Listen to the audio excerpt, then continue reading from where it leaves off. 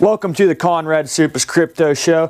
For our first Whiteboard Wednesday, we got what is blockchain and what is cryptocurrency. Two very important things for anybody interested in Bitcoin, blockchain, or cryptocurrency in general. So let's get it rolling here. First off, we're going to start with blockchain because that's what cryptocurrency is based on. Blockchain was the idea of a ledger that people couldn't hack or edit. First came out in 1991, but wasn't really used that widely.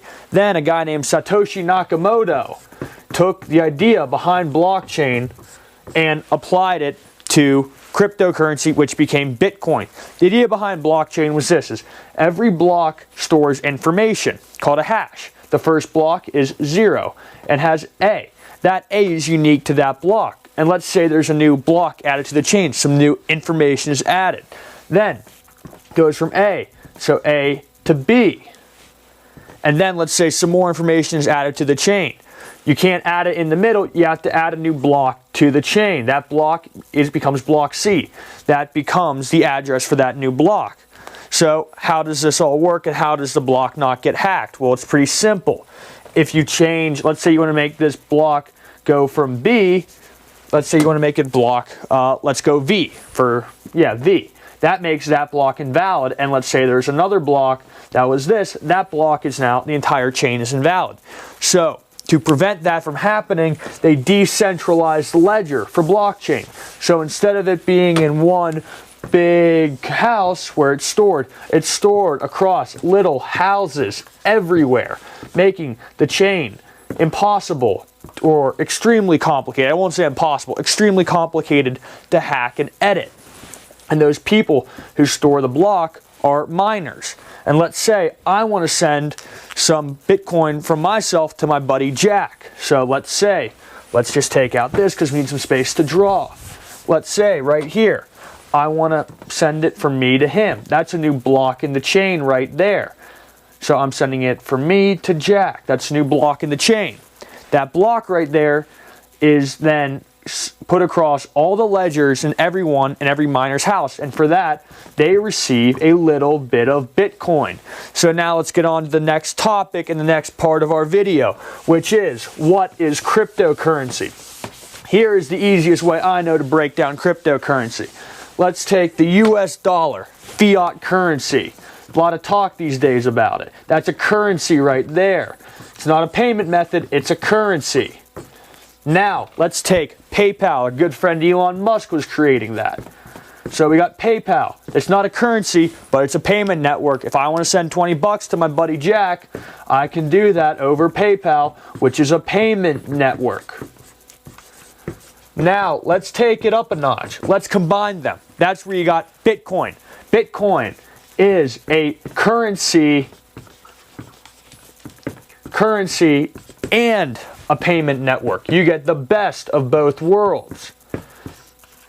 And you get an added bonus when using cryptocurrencies.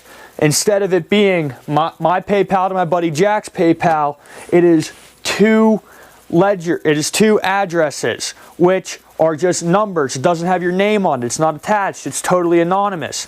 That's what Bitcoin is. You get the anonymity, and you get the ability to use a currency and a payment network. And is Bitcoin the only cryptocurrency? No, there's tons of cryptocurrencies. I'll just start listing a few and the differences. So let's start out. We got the big kahuna, Bitcoin. So we got Bitcoin, the first cryptocurrency.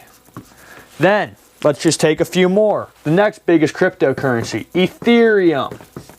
Ethereum, once again, it's a cryptocurrency like Bitcoin, but it's based on the Ethereum network, which will be covered in a later video. Then we got Litecoin, which is like it's very similar to Bitcoin, but it's a little bit faster. We got Ripple, XRP, that's another big player. I mean, heck, people have made a cryptocurrency called Dogecoin. So as you see, it's just a little, there's lots of them. And now how is this all applicable in the real world? Well, here, I got a great example. Right now, the government is sending out a lot of checks to everybody. And instead of having to send those checks directly from the government to everyone's little bank accounts, What they could have done is had everybody had a cryptocurrency wallet with everyone has their address. So the government then wouldn't have to go through all these banks. It just goes bam. This is the bank right here, dispersing it. Bam, straight to you, straight to you, straight to you.